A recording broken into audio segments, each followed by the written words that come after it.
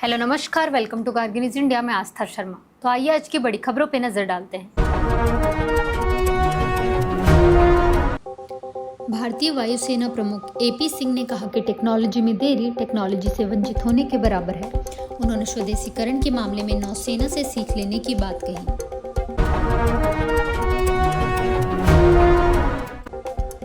CJP प्रदर्शनकारियों पर लाठीचार्ज के बाद उद्धव ठाकरे ने केंद्र सरकार को अहंकारी बताया। उन्होंने कहा कि लोकतंत्र में सरकार को संवाद करना चाहिए, दमन नहीं। भारतीय नाविकों की सुरक्षा को लेकर विदेश मंत्री एस जयशंकर ने रूस के कार्यवाहक राजदूत से कड़ी चिंता जताई। भारत ने कहा कि ऐसे हमले अंतर्राष्ट्रीय समुद्री व्यापार की सुरक्षा को प्रभावित करते हैं। टीएमसी सांसद कल्याण बनर्जी को 2 महिला सांसदों पर टिप्पणी के मामले में लोकसभा से निलंबित कर दिया गया। उन्हें पूरे सत्र के लिए सदन परिसर में प्रवेश से भी रोक दिया गया। एस जयशंकर ने मनीला में चीन के विदेश मंत्री वांग यी से मुलाकात कर सीमा पर शांति और व्यापार असंतुलन का मुद्दा उठाया। उन्होंने निष्पक्ष बाजार पहुंच पर भी जोर दिया। क्वाड देशों के विदेश मंत्रियों ने मनीला बैठक में मुक्त, खुला और समावेशी इंडो पैसिफिक के प्रति अपनी प्रतिबद्धता दोहराई। साथ ही ASEAN की एकता और केंद्रीय भूमिका का समर्थन किया। डोनाल्ड ट्रंप के 200% टैरिफ प्रस्ताव से भारतीय फार्मा उद्योग फिलहाल चिंतित नहीं है। उद्योग का मानना है कि अगले 2 साल तक बड़ा असर पड़ने की संभावना कम है। केंद्र सरकार ने कहा कि वह नीट पेपर लीक मामले पर चर्चा के लिए तैयार है। वहीं विपक्ष शिक्षा मंत्री के इस्तीफे की मांग पर अड़ा हुआ है। आम आदमी पार्टी ने कांग्रेस पर बीजेपी के साथ मिलकर काम करने का आरोप लगाया। आपने सवाल उठाया कि कांग्रेस नेताओं को पीएम आवास तक पहुंचने की अनुमति कैसे मिली। पेपर लीक और पुलिस कार्रवाई को लेकर विपक्ष के हंगामे से लोकसभा और राज्यसभा की कार्रवाई बाधित रही। विपक्ष ने कहा कि मांगे पूरी होने तक विरोध जारी रहेगा।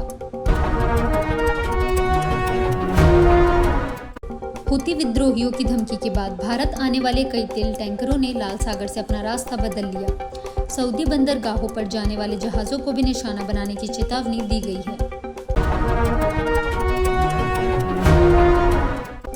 न्यूयॉर्क सिटी के मेयर जोहरान ममदानी ने इजरायली प्रधानमंत्री बेंजामिन नेतन्याहू को युद्ध अपराधी बताया।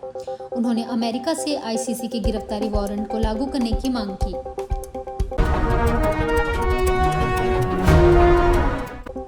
सोनम वांगचुक ने कहा कि अगर सरकार प्रदर्शनकारियों के खिलाफ कार्रवाई नहीं करने का भरोसा देती है तो वह अपना अनशन समाप्त कर देंगे। उन्होंने छात्रों से आंदोलन रोकने की भी अपील करने की बात कही।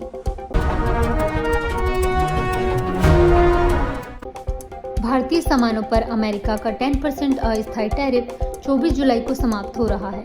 इसके बाद अमेरिका नई व्यापार नीति या संशोधित टैरिफ लागू कर सकता है।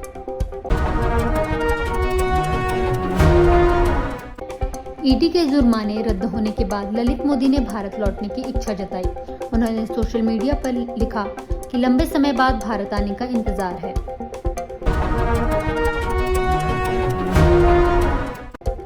राहुल गांधी ने शिक्षा मंत्री धर्मेंद्र प्रधान को अयोग्य बताते हुए उनके इस्तीफे की मांग की। संसद में उन्होंने काली पट्टी बांधकर विरोध भी दर्ज कराया।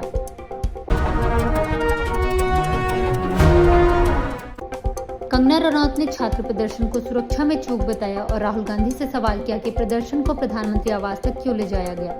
वहीं राहुल गांधी ने कहा कि यह छात्रों की आवाज देश तक पहुंचाने के लिए किया गया।